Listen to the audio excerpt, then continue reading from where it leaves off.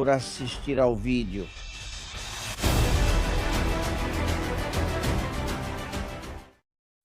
Bem-vindos, confidenciales. Não gostaríamos de ter que fazer esta transmissão ao vivo jamais, mas os acontecimentos nos obrigam. Já era noite na Espanha quando a terra se moveu como nunca antes na Venezuela. 2 terremotos consecutivos com pouco intervalo entre um e outro, o primeiro de 7,2 na escala Richter. Isso é altíssimo. O nível desse terremoto aconteceu às 6h04 da tarde na Venezuela. O segundo, poucos segundos depois, 7,5. Ainda maior o segundo tremor, 1 minuto depois. As áreas mais afetadas, o norte da Venezuela. Se localizarmos os epicentros, de acordo com nossas informações, há 2. Um está na região norte, exatamente na área de Morón.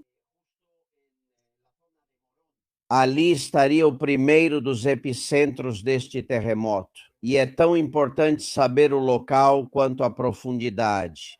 O primeiro deles tem uma profundidade, o terremoto, de cerca de 13 quilômetros. Isso é muito superficial. Em um movimento sísmico, portanto, é devastador o que pode acontecer.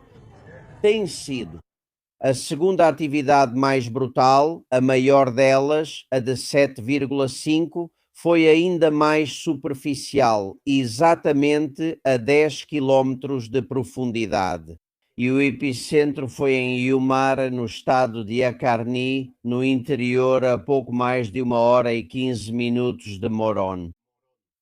Esses 2 movimentos afetaram especialmente a costa norte da Venezuela, embora tenham sido sentidos também na Colômbia, em muitos lugares. Vocês estão vendo imagens de como ficaram os prédios em La Guaira. É neste momento o lugar com mais destruição. Calcula-se que em La Guaira, que vocês estão vendo, cerca de 80% de La Guaira foi destruída. Isso fica bem ao lado do aeroporto de Maiquetía, a pouca distância de Caracas, no mar. La Guaira é agora o lugar onde estão procurando mais sobreviventes. Olha, na Venezuela sabíamos que era um país com risco significativo de terremoto, especialmente onde isso aconteceu, na faixa norte. Mas ninguém avisou nem pôde prever que algo assim iria acontecer. É verdade, há 2 placas tectónicas, a do Caribe e a da América do Sul, que é justamente ali onde elas se encontram. E quando elas se movem, como fizeram desta vez, o estado de Carabobo, cuja cidade, Morón, também ficou muito danificada, e toda a zona costeira de La Guaira está sentindo isso. A situação atual é muito confusa. Eu sei que ainda é de madrugada, deve ser por volta das 4 da manhã, por aí. A maioria passou a noite em claro, muitos dormindo ao relento. Vejam esta cena do aeroporto. Vamos ouvi-la, se possível. Amém.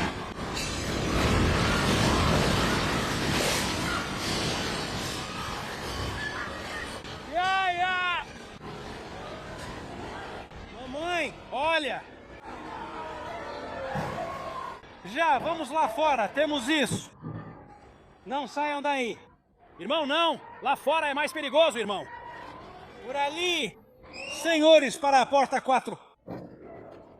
Por ali!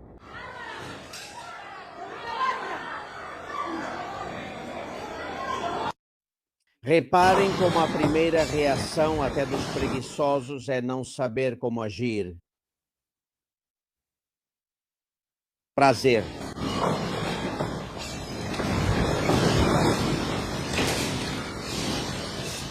É o mesmo aeroporto de Maiquetía. As pessoas ficavam paradas até que alguém dissesse o que fazer, onde ficar, em que posição se colocar. Senhores, não foi explicado exatamente como agir diante de um terremoto assim na Venezuela durante anos. Vejam este homem que está gravando. Observem como ficou tudo. Senhores, registrem a situação que estamos vivendo aqui.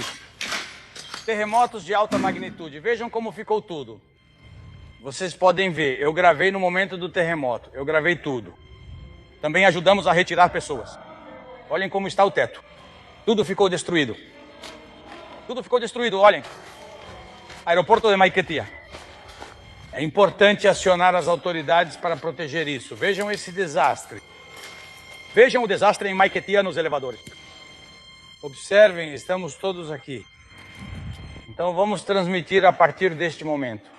Senhores, acho que o mais importante neste momento é que um especialista nos dê conselhos sobre o que fazer. E, portanto, buscamos um especialista em situações de risco com muita experiência, para que quem assistir a esta gravação depois, ou quem estiver vendo agora ao vivo, saiba como agir. Há milhares de pessoas agora mesmo sob os escombros. As primeiras 24 horas são cruciais para salvar vidas. Estamos ouvindo, Antônio. Antônio Garcia é técnico em gestão de emergências. Bem-vindo, Antônio, e obrigado por nos ajudar. Como você está? Olá, bom dia. Bem, estou à disposição de vocês para o que precisarem.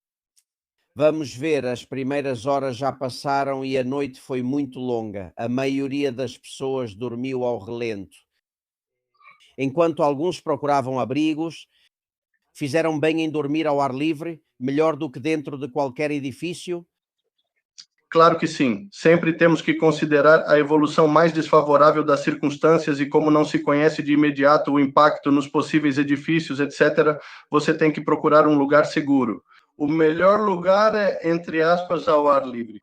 Não está debaixo de uma edificação, porque é preciso avaliar o nível de impacto para poder tornar esses edifícios seguros para as pessoas. Além disso, não se poderia voltar até esperar para ver como será o comportamento dos tremores secundários que possam ocorrer, e também é preciso fazer uma avaliação.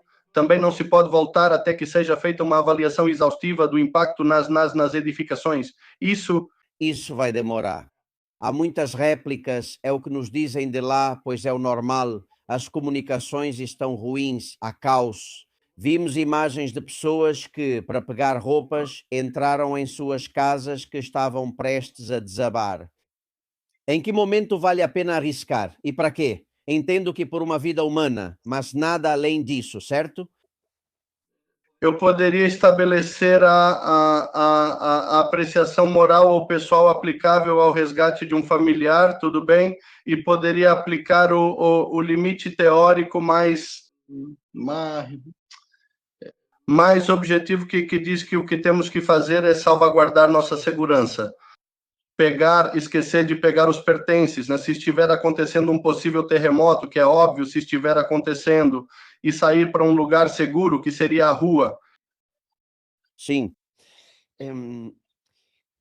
Quantas horas são cruciais, as mais importantes para encontrar sobreviventes sob os escombros? Bem, existe uma curva de sobrevivência que mostra que, obviamente, a possibilidade de resgatar pessoas vivas vai diminuindo. Inclusive, em alguns casos, como no terremoto da Turquia, houve resgate de pessoas até o 10º dia, conseguiram resgatar pessoas. Mas tudo o que for além das 72 horas, o desenvolvimento da organização da logística, as primeiras 72 horas são vitais. E se você me fala de sobrevivência, falando da minha perspectiva subjetiva, como fruto do meu raciocínio, para mim é vital o desempenho das primeiras 24 horas. O problema é que o desempenho dessas 24 horas depende quase que exclusivamente da gestão interna do próprio país. Não se pode ativar a gestão da emergência em nível internacional com países vizinhos, como acredito que começaram a fazer na Venezuela. Então, se tivéssemos que estabelecer diferentes tempos como vitais, eu tiraria eu estabeleceria a linha de 24 horas, que é a resposta imediata. A linha de 72 horas, que já marca os limites de uma sobrevivência, além disso, quase nula. E a partir do 5º ou 6º dia, que já não se considera percentualmente, as possibilidades de sobrevivência são, infelizmente, mínimas.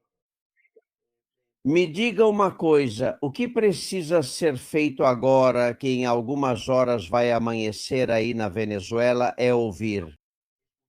Nos escombros é preciso ouvir e é preciso gritar. É assim, é preciso dizer se há alguém vivo para que seja localizado primeiro pela voz. Como se faz isso? É que é fácil e complexo ao mesmo tempo. É fácil porque o que precisa ser feito é, como você bem disse, é ouvir, é fazer, digamos, uma espécie de busca por vítimas visíveis, depois entrar na busca por vítimas não visíveis, onde entraríamos com a busca humana, que é ouvindo, e depois a busca através de equipamentos especiais. Você sabe de cães que, para mim, é muito mais, a busca com cães é muito mais eficiente. Primeiro o humano, depois o uso de equipamentos como geofones, etc. Qual é o problema? Que nas primeiras horas, enquanto a emergência é ativada, o que precisamos fazer é essa busca periférica através de pessoas que consigam. E é através de ouvir e estabelecer áreas. Por que é um sistema fácil e difícil ao mesmo tempo? Fácil porque se limita a ouvir, difícil é a gestão e a organização de zonas rastreadas, né? Zonas não rastreadas, né? Zonas onde a densidade de pessoas era maior. No final, na gestão de uma catástrofe dessas dimensões, qualquer catástrofe, a organização e a setorização são fundamentais para que o resgate tenha sucesso e seja eficiente. Sim, às vezes é preciso priorizar uma área onde há mais pessoas, mesmo que não se ouçam gritos, do que outra onde se ouvem, não é? Sabe que sempre que isso acontece, faltam mãos e há muitos vizinhos voluntários que vão ajudar a tirar os escombros. Que façam isso sob as ordens de alguém, não é? De alguém que saiba o que está fazendo. Exatamente, claro. Não, eu falo de forma favorável sobre a gestão da coordenação de catástrofes em nível internacional, através dos sistemas que a ONU estabeleceu, porque, do meu ponto de vista, são eficientes e eu não teria problemas em falar a favor deles, né? São muito eficientes. O problema é a ativação, que demora alguns dias. Nesses primeiros dias, o que deve ser feito é sempre não agir por conta própria, agir sempre sob uma hierarquia organizada que estruture o trabalho, para evitar repetir áreas, para evitar buscas em zonas onde não há pessoas, inclusive para evitar áreas onde há falecidos. E sobreviventes são descartados porque é na área de resgate de sobreviventes onde as primeiras 24 horas são vitais.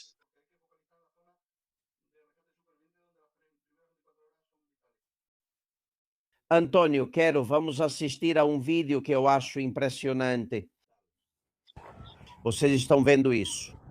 Tem pessoas que ficaram presas, até famílias inteiras, em andares muito altos de prédios.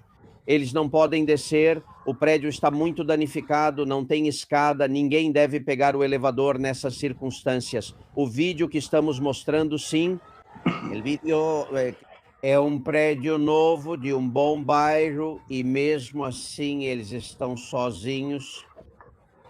O que dizemos para essas pessoas, caso possam nos ver, que estão isoladas, sozinhas, às vezes sem saber o que fazer em um prédio que pode cair a qualquer momento? Tranquilidade absoluta.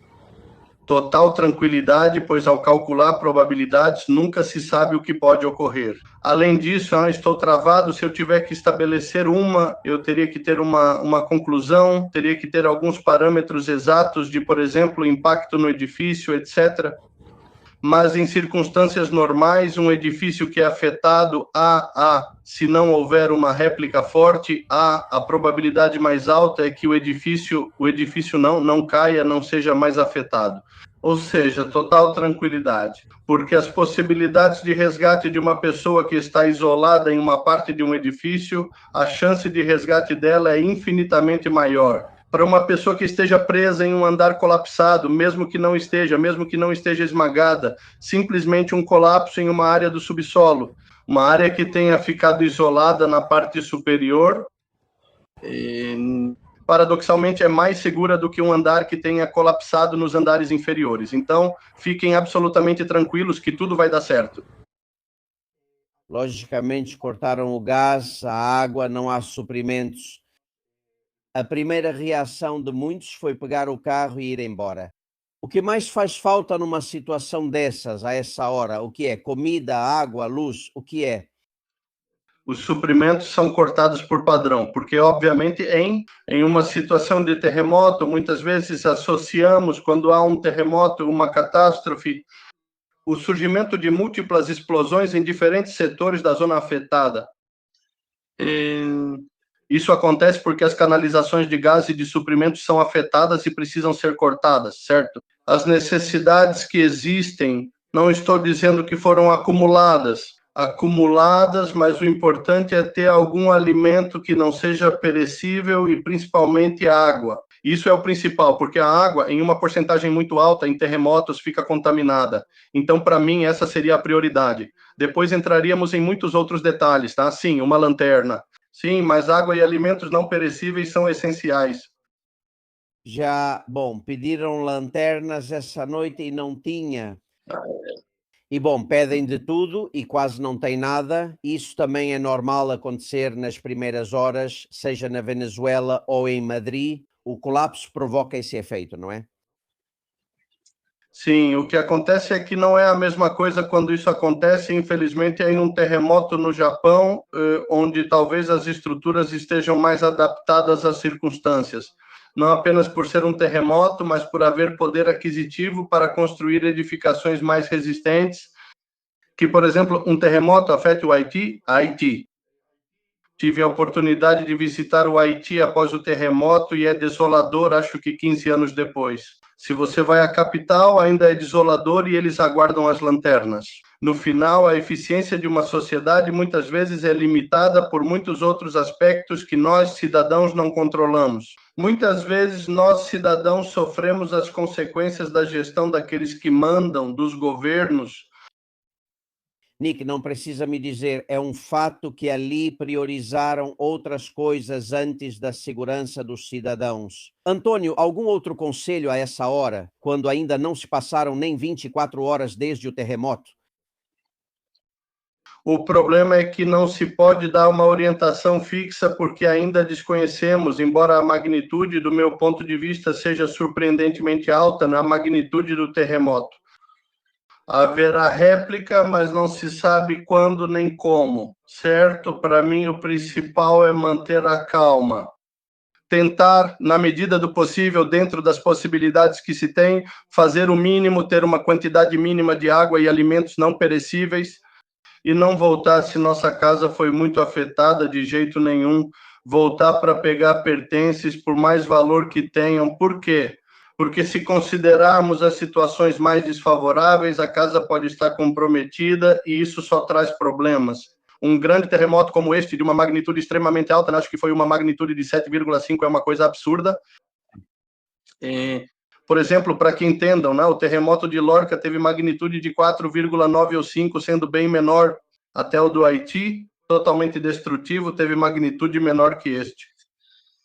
O fator é a tranquilidade. E tentar um lugar seguro, tentar buscar lugares seguros nesses primeiros dias até que a casa seja considerada segura.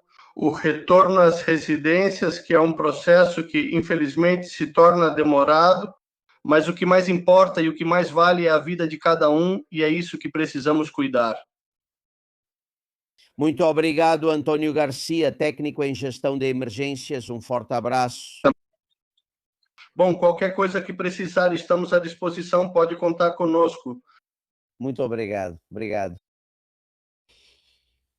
Senhores, assim estão os conselhos, isso é o mais importante neste momento. Este homem nos disse corretamente que a situação dos hospitais, por exemplo, é muito complicada. E nem essa parada, cara. Eu não sei se tem gente lá dentro. Eles estão vindo? Levamos um tiro da praça, caiu pilaca. Eles estão em colapso e não sabem como agir porque não é que eles levem, não. Não, eles vão chorar pra mim. Cara, sem equipamentos há anos. Almirante, querido Almirante Molina, como o senhor está? Obrigado por estar conosco.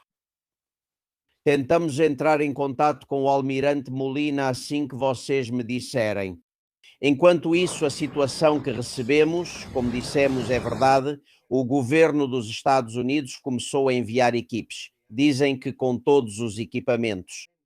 As equipes vão chegar até aí.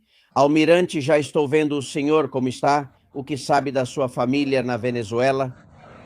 Bom dia, Alberto. Obrigado por essa transmissão que ajudará a população venezuelana. Bem, estou muito consternado, porque além de toda essa desgraça do chavismo, madurismo por 27 anos, ainda sofremos com esses terremotos, que, como disse o entrevistado anterior, é um terremoto muito forte. E para piorar foram dois, um de 7,2 e outro de 7,5, praticamente com 40 segundos de diferença. E, bom, somado ao fato de que os serviços de resgate da Venezuela estão praticamente debilitados, não têm equipamentos. Os hospitais, como sabemos, na Venezuela foram destruídos pela parte política do madurismo. A Venezuela já era um país colapsado. Imaginem nossos compatriotas na Venezuela agora com esse terremoto, que praticamente não há recursos para edifícios. A Venezuela não se preparou, e devo contar uma anedota que infelizmente é assim. Quando eu era conselheiro de Segurança e Defesa, me apresentaram uma situação. Uma comissão de cientistas da Universidade de Colômbia, que havia analisado a situação do norte da Venezuela, porque a Venezuela, como sabemos, está com a falha do Caribe, a falha da América do Sul, estão ali em frente à Venezuela. E esses cientistas me diziam que a energia armazenada entre essas duas falhas é tal que a qualquer momento elas podem liberar essa energia. E eles apresentavam uma situação como a que aconteceu. Naquele momento, eu apresentei um relatório ao governo do Chávez. E, claro, eles ignoraram isso. Estou falando do ano de 2001.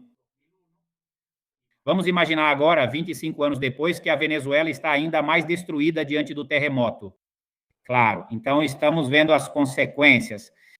Estamos solidários, todos nós que estamos na diáspora venezuelana, já estão se formando grupos para solicitar ajuda, porque sabemos que na Venezuela é praticamente só com as mãos e as unhas.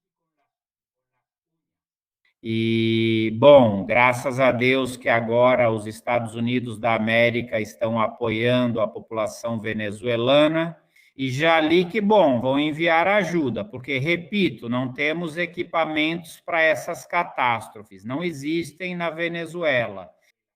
As prioridades do regime têm sido outras, não tem sido a população, de modo que nós, venezuelanos, estamos desolados e desamparados. Por isso, graças a programas como este, para que os países solidários enviem ajuda urgente. Porque, como disse Antônio na entrevista anterior, as primeiras 24 horas são fundamentais e praticamente o que temos são paz, picaretas e as próprias mãos do pessoal venezuelano. Recebi muitas mensagens dizendo que, com o que Zapatero roubou aqui, poderia enviar ajuda ao governo espanhol. Não temos essa informação. Embora o governo espanhol goste muito de dizer que vai fazer e depois não manda nada. Ou seja, também não confiem. Os Estados Unidos parece que realmente se empenharam, não é? Me dizem, Almirante. Sim, sim. Os Estados Unidos já manifestaram que o Departamento de Estado vai enviar urgentemente ajuda técnica e ajuda humanitária. E eu digo que, graças a Deus, que os Estados Unidos já estão nos ajudando a retornar à democracia. Porque quando houve o deslizamento de Vargas em 99, que foi uma tempestade muito forte, que não sabemos quantas pessoas morreram ali, os Estados Unidos imediatamente prepararam 2 navios do que eles chamam de abelhas construtoras da Marinha para ajudar. E Chávez, naquele momento, disse que não queria nada com os imperialistas americanos e mandou devolver essa ajuda. Mas o que é bom para a Venezuela dentro dessa catástrofe é que, como Delphi já é tutelada pela administração Trump e recebe ordens da administração Trump do Sinovac, não dizer não a essa ajuda. E essa ajuda vai ser rápida. Provavelmente a mais rápida é via aérea, e a de médio a curto prazo pode ser com navios de apoio logístico da Marinha dos Estados Unidos para ajudar a população. E contamos também com outros países solidários que têm experiência em terremotos, como Peru, México, Chile, etc., que com certeza vão enviar ajuda. Não, mas temos aí o WhatsApp que Maria Corina Machado disponibilizou para os milhares de venezuelanos que neste momento estão nas ruas de Caracas, de Vargas, de Yaracuy, de Lara. Ele descreve um monte de cidades. acompanhar aqueles que vivem a terrível angústia de ter entes queridos desaparecidos em sua dor, fazemos um chamado urgente à solidariedade e à mobilização de todos os venezuelanos, a todos dentro e fora das nossas fronteiras e à comunidade internacional. Pedimos que fiquem muito atentos às nossas redes para saber como canalizar o apoio de forma efetiva. A emergência é crítica, a dor é infinita. Cada hora conta. Que Deus os abençoe. Esse tipo de mensagem é sempre bem-vinda, não é? Totalmente, totalmente. E agora é que os países amigos vão demonstrar seu efeito solidário com a Venezuela. Repito, a Venezuela já era um país colapsado ontem, antes do terremoto. E hoje em dia, com essa tragédia, o karma para os venezuelanos, as dificuldades para os venezuelanos, infelizmente, são maiores. Eu me comuniquei com várias pessoas na Venezuela e a situação é crítica. Por quê? Porque, assim, inclusive, né, a falta de água, que já era um problema, e a falta de eletricidade, claro, isso agravou ainda mais a situação. E, bom, isso, né, o estado de La Guaira, que é a parte do litoral em frente a Caracas, os relatos que eu tenho é que o dano lá é ainda pior, né? E como lá não existe um censo como na Espanha, um registro, um cadastramento tão rígido como na Espanha, provavelmente no caso de um prédio que tenha desabado, vai levar muito tempo para determinar quantas pessoas estavam dentro dele, e não se sabe. Mas estima-se que o número de mortos e feridos vai crescendo exponencialmente. Sem dúvida. Almirante, acabamos de receber um tweet de Pedro Sanches, que está muito bem, que dá apoio, está aí todo o apoio ao povo venezuelano, nossos pensamentos estão com as vítimas. Eu esperava que ele dissesse enviamos toda a ajuda, mas isso ele não disse. Veja, cada hora conta, não é? É assim, cada minuto é importante. Cada minuto, e isso deveria ser agora. Inclusive, se eu fosse presidente do governo espanhol, já o UF estaria embarcado em um Airbus, daqueles que a Força Aérea Espanhola tem. E já de uma vez enviando pessoas como se o terremoto tivesse acontecido em qualquer região da Espanha imediatamente. E já teria dado as instruções para enviar ajuda.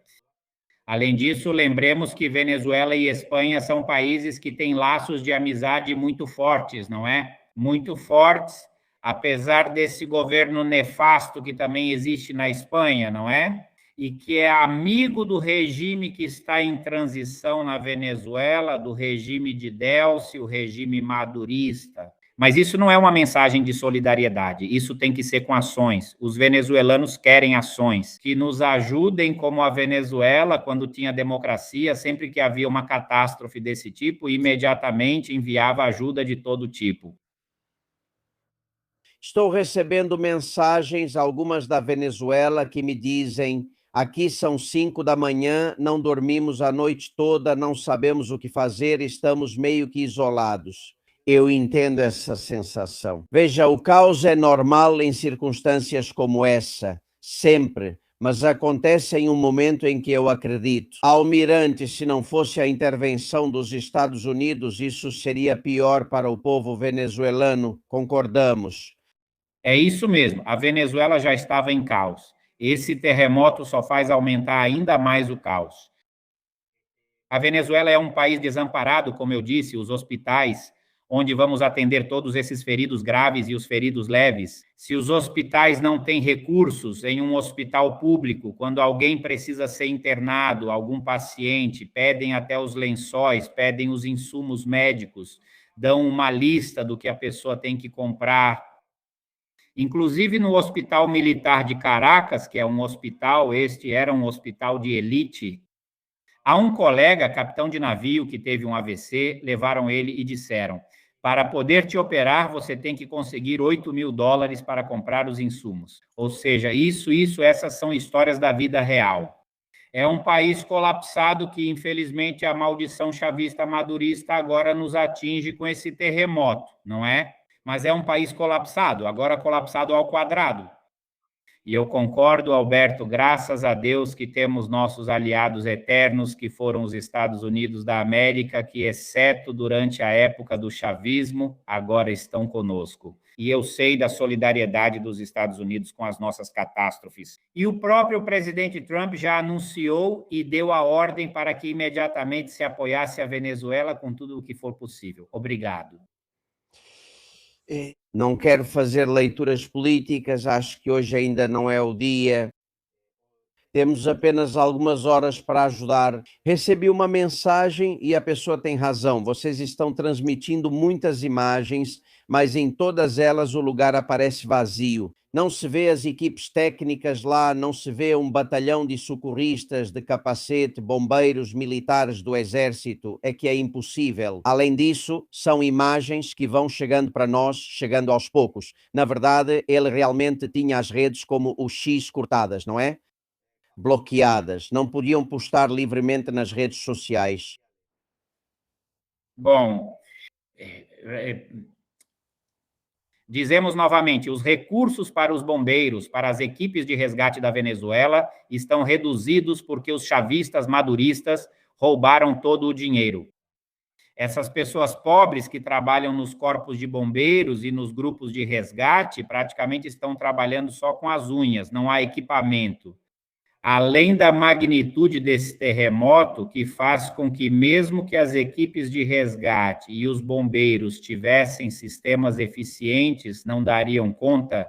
Por isso, a ajuda tem que chegar para ontem, de uma vez. Já deveriam ter aviões dos países amigos no ar, com as equipes de resgate, com equipes de medicina de campanha, hospitais de campanha e com suprimentos médicos, etc., porque isso vai aumentar cada vez mais. E lembremos que a Venezuela Caracas está a 10 graus de latitude norte, ou seja, praticamente estamos nos meses quentes na Venezuela, e isso, claro, com os feridos e os cadáveres que estão debaixo desses escombros, pode causar uma contaminação tão forte que pode gerar uma epidemia, não é? E com a falta de água, etc. Então, a ajuda tem que ser agora, como eu disse. Por isso, me surpreende que o Reino da Espanha ainda não tenha 2 aviões ou 3 aviões em voo com material de todo tipo de resgate, de saúde, medicina de campanha, etc., voando para a Venezuela para ajudar. Aqui não há nem o que pensar. Isso é uma ordem executiva imediata e ajudar um país irmão, um país hispânico, onde temos muitas coisas que nos unem, não é? Sem dúvida. Almirante, vamos conversar nos próximos dias, porque quero que o senhor me explique melhor isso que disse, que apresentou um plano de emergências e Hugo Chávez o engavetou há 20 anos e que, se tivessem dado atenção a esse plano, hoje milhares de venezuelanos possivelmente teriam conseguido salvar suas vidas. Conversamos com calma em breve. Forte abraço, Almirante. Muito obrigado. Muito obrigado e muito obrigado ao Alberto por transmitir, e precisamos continuar enviando a mensagem de solidariedade com a Venezuela e pedir ajuda. A Venezuela precisa muito de ajuda agora. Obrigado, Alberto. Seguimos em contato. Um grande abraço. Senhores, essa é a informação que recebemos e que continuamos contando para vocês ao vivo, e também me dizem que a informação que chega da Venezuela é muito pouco confiável. Por quê? Bem, porque os jornalistas, a maioria dos meios de imprensa, rádio, televisão, generalistas na Venezuela, são do regime, são chavistas. Com isso, a gente não confia na maioria do que eles estão dizendo. Não tem a segurança de que a informação que eles passam seja a correta. Olhem, quando soubemos do primeiro e do segundo terremoto, pensei logo nos presos políticos que ainda estão nas prisões da Venezuela. Onde eles estão? Em que situação está a prisão do Rodeo, a do Helicoide, a de Ramo Verde? O que está acontecendo com eles, com pessoas que não podem fugir porque estão trancadas em uma cela? Uma convidada vai nos contar agora mesmo. Nossos pensamentos também estão com os presos políticos venezuelanos Muitos deles, a maioria militares, ainda continuam presos. Como ficaram as prisões na Venezuela? Em que situação elas se encontram? Houve desabamentos? Olhem, tem uma mulher que vocês conhecem, é a Verônica Noia. Ela tem um marido, né, o capitão António Sequeira, e infelizmente o irmão dela também está em uma situação difícil. Verônica, como você está? Albert, tudo bem? Bom, foi uma noite longa, uma madrugada longa para todos os familiares dos presos políticos na Venezuela. As comunicações após o terrível terremoto e a situação que está acontecendo na Venezuela foram interrompidas. E, portanto, não temos informações totalmente precisas sobre como está meu marido, o capitão Antônio Sequeira, e meu irmão Fernando Noia, que ambos estão no Rodel 1. No Rodel 1 não há informações. Suponho que vocês já ligaram 20 vezes e alguns familiares até devem ter ido lá pessoalmente. Não? Não dá para ver como está a situação do prédio? Albert, vamos lembrar que no Rodel 1, desde janeiro, familiares dos nossos presos políticos estão passando a noite do lado de fora. Lá existe um acampamento onde irmãs, esposas e mães ficam 24 horas por dia esperando a saída dos nossos presos. Elas estão lá agora sem luz. No entanto, na medida do possível, a energia tem sido restabelecida por algumas horas. As comunicações nos informaram que, felizmente, no meio desse desastre e da falta de energia elétrica, no Rodel 1, pois ouviram que eles foram levados até o pátio e estão sob proteção em um pátio no presídio. Tomara que seja assim, que seu marido, seu irmão e os demais estejam bem. Me disseram que há prisões que estão piores. O que você sabe sobre outras prisões? Sim. Bom, a informação que eu tenho é que a que aparentemente foi mais afetada foi Ramo Verde, onde estão muitos presos políticos militares. Parece que houve algum desabamento, mas, como eu disse, Albert, com as comunicações interrompidas, temos pouca informação, nós, os familiares, tem sido bem difícil. Alguns realmente foram até os centros de detenção onde eles estão para verificar como estão as estruturas e como eles estão. Eu acho que é um momento importante para fazer um apelo para que possam nos dar informações precisas sobre como estão todos e cada um dos presos políticos, civis e militares na Venezuela. Nos disseram que em Ramo Verde o prédio de 4 andares desabou, mas não inteiro, e sim por seções. E que o habitual tem sido tirar os presos para o pátio. Mas ao que chamam de quadra. Mas como não abrem as prisões numa situação assim? Não consigo entender. Como não tiram eles de lá? Sim, por isso que eu te digo, é o momento oportuno, é o momento de demonstrar humanidade, não é? Já fomos vítimas de constantes violações de direitos humanos. Então, me parece totalmente injusto, totalmente desumano que mantenham os presos políticos encarcerados, em condições em que não recebem atendimento, em que estão desinformados, porque lembremos que no Rodel 1 eles estão totalmente incomunicáveis. Agora, sem luz, não sabemos se eles têm água, se vão ter alimentação, então é hora de levantar a voz e fazer um apelo. Daqui, deste espaço que você está me dando e desta oportunidade, Alberto, também quero fazer um apelo ao governo da Espanha para lembrar que lá no Rodeio está um cidadão hispano-venezuelano que é meu irmão, Fernando Noia. Ele está lá há 2 anos e 2 meses e até agora o consulado e a embaixada não me deram resposta.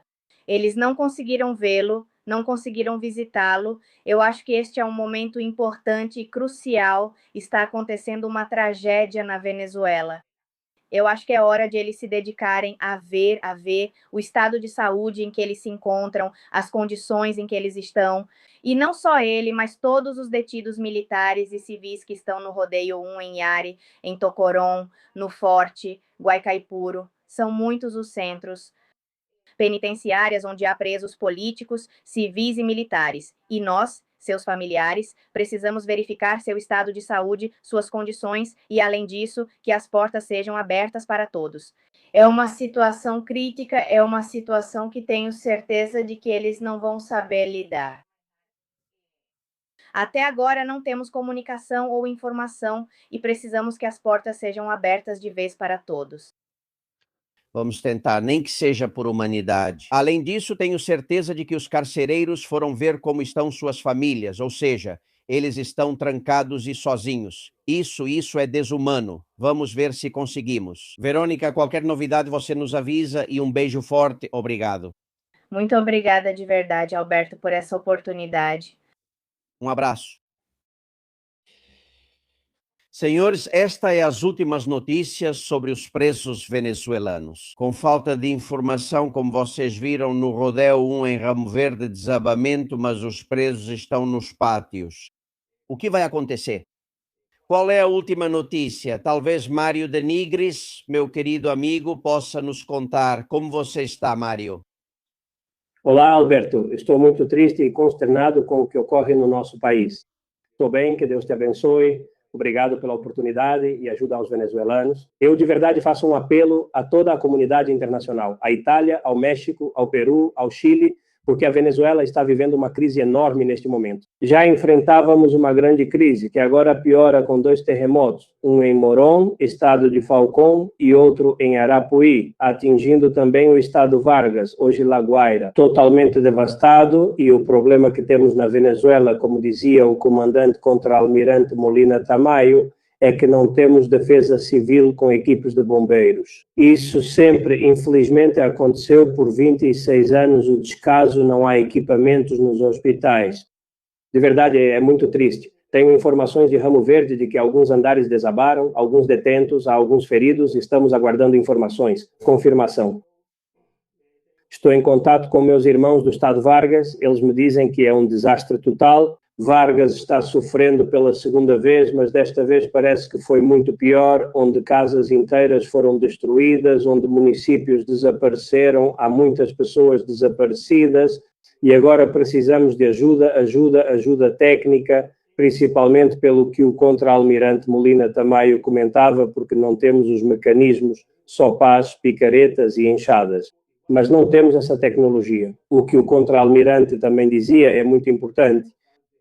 Estas são as horas cruciais para resgatar nossos irmãos que estão presos. Pedimos que nos tragam água potável, que é necessária neste momento, porque o país, infelizmente, nosso país está em colapso há muitos anos. No sistema de seguridade social, nos sistemas de serviços públicos, como a água, não há energia elétrica. Em muitos estados, é lógico que cortem a energia elétrica e o gás para evitar explosões. Mas agora é necessária a solidariedade de todos os países para que possam nos ajudar, para que essa catástrofe não seja pior, para que o que está acontecendo não piore. Eduardo, muito lamentável. Espero que libertem todos os presos políticos antes que morram lá.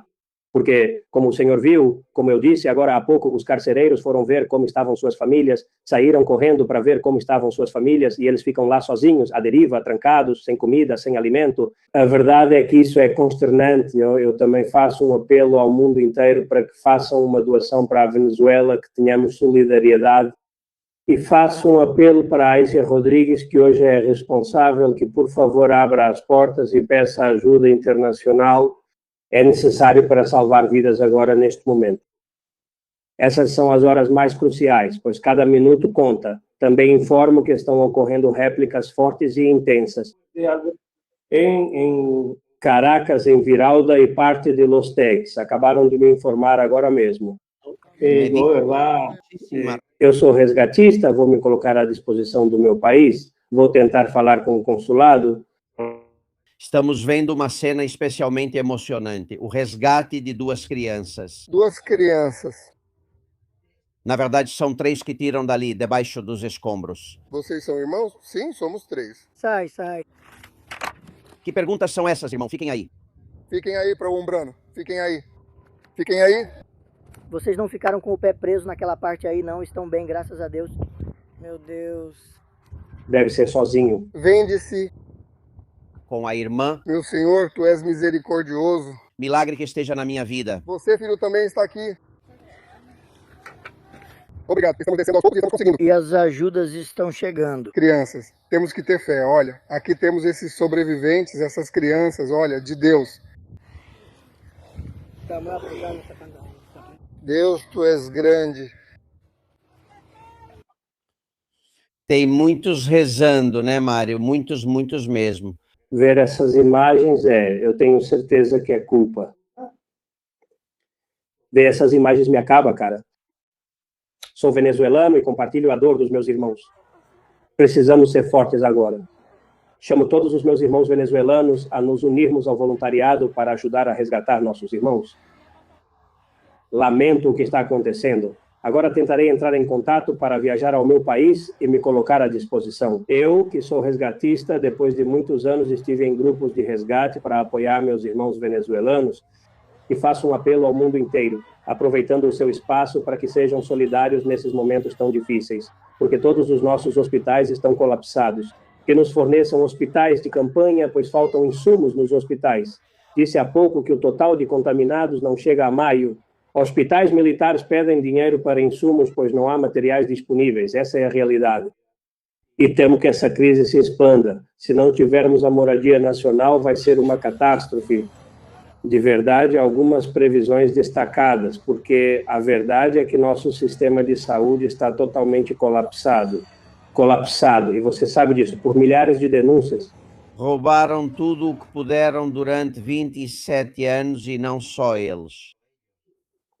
Espanha, Zapatero, Sánchez, muitos países, Brasil, Colômbia, aqui tem muita gente que saqueou a Venezuela.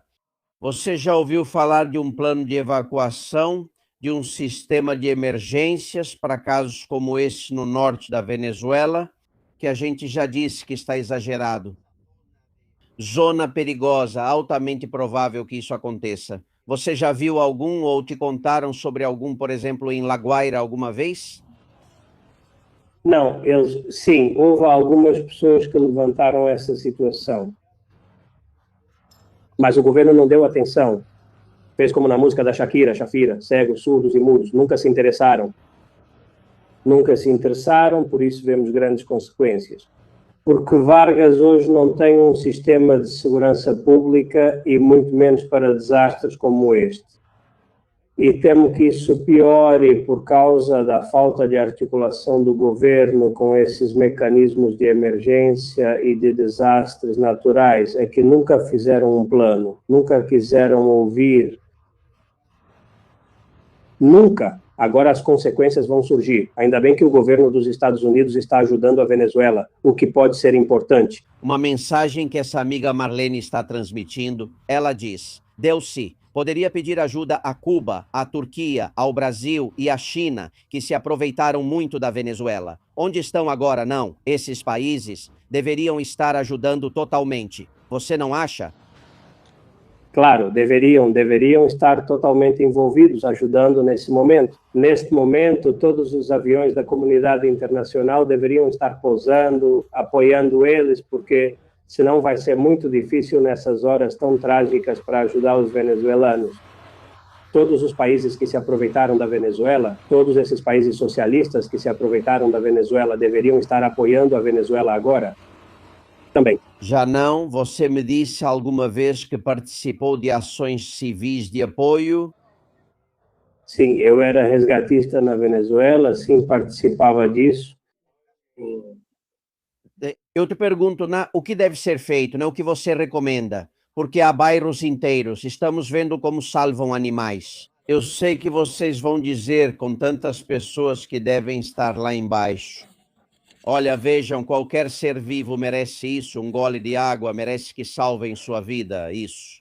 Essa criatura com certeza fez uma família feliz que nem sabemos se ainda está viva, então temos que dar outra chance para esse animal. Mas o que dizemos para aqueles que estão em prédios, em desabamentos, se não viram nenhum bombeiro em quase 24 horas, que vão se completar em 8 ou 10 horas, que se organizem entre eles? Como eles fazem isso? É que se não houver um bairro, eles têm que se organizar entre eles. Lembro que nós trabalhamos na emergência do bairro, nós trabalhamos na emergência do bairro Vargas. Atuamos com o povo de barco. Conseguíamos cachorros, pessoas enterradas, pessoas que gritavam, os cachorros que os farejavam, principalmente ter água e paciência. É que nesses assuntos é preciso ter muita calma e paciência. Eu sei que é difícil porque você se desespera por não ver por não ver ninguém vindo ajudar. Por isso que é tão importante. A ajuda agora rápido. Há pessoas, alguém me contou, que sofreram infartos por causa do choque, pessoas que desmaiaram, pessoas que tiveram crises nervosas. É preciso ter paciência, calma e chamar nossos irmãos venezuelanos, voluntários e resgatistas, pois sei que em Vargas há muitos irmãos socorristas. Organizem-se para poder ajudar no resgate. Vejo que já estão resgatando crianças. É importante que a comunidade se una, se envolva, para que possamos ajudar os socorristas também, principalmente conseguindo água. A água potável é o mais importante neste momento. Água potável e alimentos não perecíveis. Principalmente para apoiar os socorristas que estão no local. Bolachas, mas muita água é necessária. Muita água, muita paciência, muita oração pela Venezuela. Mande abraços para o seu povo em La Guaira e em toda a Venezuela. Um abraço forte. Obrigado pela sua ajuda. Se cuida, se cuida. Obrigado, Alberto. Que Deus abençoe você e meus irmãos venezuelanos que amo e adoro. Todos nós vamos sair dessa. A Venezuela sempre ressurge e vamos nos unir como irmãos para resgatar nosso país. Obrigado, Alberto, por estar presente. Que Deus abençoe você e sua valiosa audiência. Senhores, é necessária a reconstrução da Venezuela e, para isso, antes deve haver o resgate dos sobreviventes. Estamos num momento crucial em que todo mundo deve agir e com rapidez. Há algumas câmeras que gravaram o instante em que ocorreu o tremor. Eles estavam assistindo à Copa do Mundo. Eram 6 horas da tarde e poucos minutos. Sejam mais... Eu não sei... A madeira tá caindo nessa merda.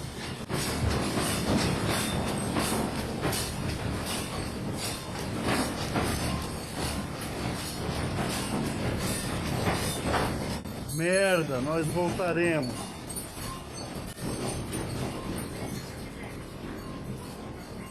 Como a televisão está se movendo, ela está prestes a cair. Percebam como o instante é longo. Não para. 45 segundos. As coisas se quebraram, Amarelli. Droga, droga. Esse foi o primeiro terremoto. Droga. Depois de 1 minuto veio o segundo, que foi ainda maior, superior a 7,5. É brutal, a pessoa não sai de casa se ainda tiver casa, né? Mesmo que tudo desabe. Vejam a área que foi afetada. Os epicentros, como dissemos, na região norte, bem perto de Morón, não muito longe de La Guaira. Na região onde estão as placas tectônicas que se encontram, a do Caribe, é aí que essas coisas sempre acontecem. A situação está amanhecendo. Na Venezuela, e vocês podem imaginar que amanhecer mais difícil depois de passar a noite ao relento, foi assim que os venezuelanos dormiram pelas ruas. Ninguém queria voltar a entrar em um prédio, isso é caráter. Estamos na Praça La Candelaria, Praça Rafael Urdaneta, onde centenas, para não dizer milhares de pessoas, moradores do centro de Caracas, estão abrigados esperando a avaliação dos danos estruturais em suas residências. Foi uma situação muito difícil. Até agora não houve um pronunciamento oficial sobre abrigos, algo muito importante, um pronunciamento por parte de Elci Rodrigues, bastante curto, sem números oficiais. Mas o que podemos relatar aqui da frente norte de Caracas é uma situação muito difícil no centro de Caracas. Houve danos estruturais em muitas casas, muitas dessas casas se romperam tubulações de esgoto, de água potável, estruturas realmente danificadas que estão comprometidas e é uma situação bastante difícil. Mas o que podemos ver por parte dos vizinhos é uma solidariedade extrema, demonstrando aos caraquenhos os altos níveis de solidariedade. Estamos aqui com os vizinhos de La Candelaria, de San Bernardino. Muitos desceram porque os danos em San Bernardino foram bastante fortes, assim como em áreas do Paraíso ou San Martín. Também é importante mostrar a situação da igreja de La Candelaria. Estava em plena missa quando ocorreu o sismo e a cruz de La Candelaria caiu e houve danos bastante fortes na nossa querida e amada igreja de La Candelaria. Mas é importante destacar a solidariedade e a união por parte dos vizinhos. Vocês podem ver até aqui os escombros da igreja de La Candelaria.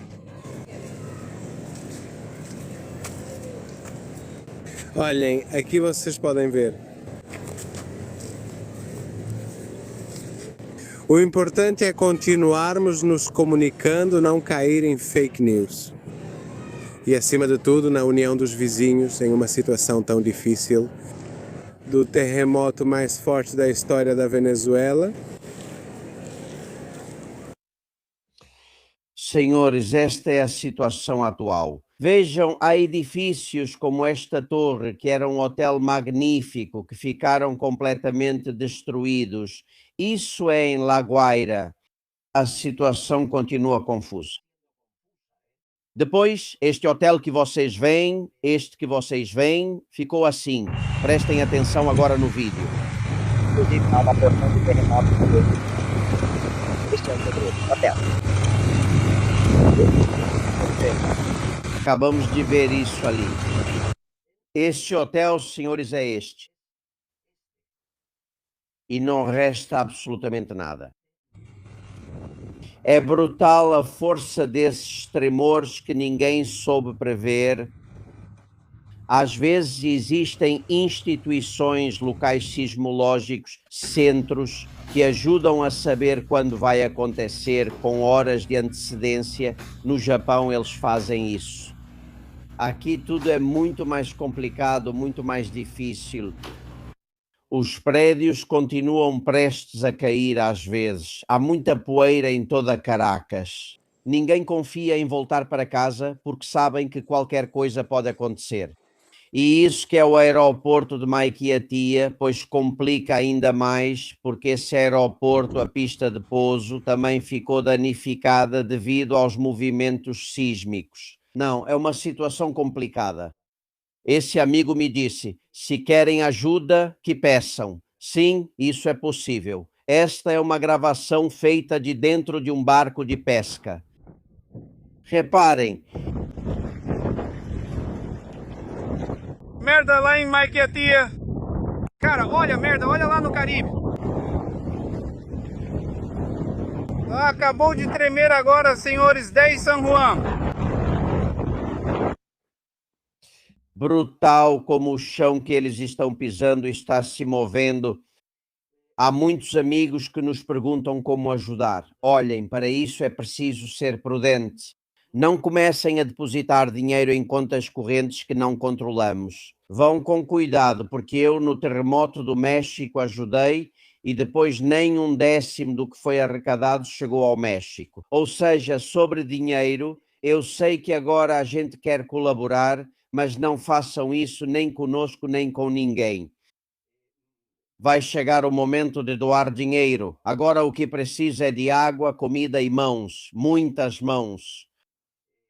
Principalmente equipes profissionais, que os cidadãos se organizem e nos escutem até que eles cheguem, mas sempre deve haver alguém com conhecimento para evitar problemas maiores. E aqui já estamos há mais de 1 hora e recomendamos que não entrem em suas casas para pagar pertences, só seres vivos, só pessoas. Logicamente, muitas estão sendo resgatadas. Estamos mostrando aqui uma parte da história, mas há muitos resgates que têm final feliz e que no final conseguimos salvar vidas, que é o objetivo. Mas se algo esse terremoto demonstrou é que os tiranos matam. A corrupção mata. A falta de atenção aos cidadãos e ao povo durante 27 anos mata. E disso, em parte, não se trata de um ato natural, sem precedentes da natureza, que não pode ser evitado. Não, não. Isso é resultado de 27 anos de negligência em que se construiu de qualquer jeito só para desviar o dinheiro. Não houve planos de emergência, embora o almirante Molina Tamayo, entre outros, os tenha apresentado e ninguém deu atenção, só pensaram no ouro, no petróleo e no dinheiro. O resultado é o que vocês estão vendo.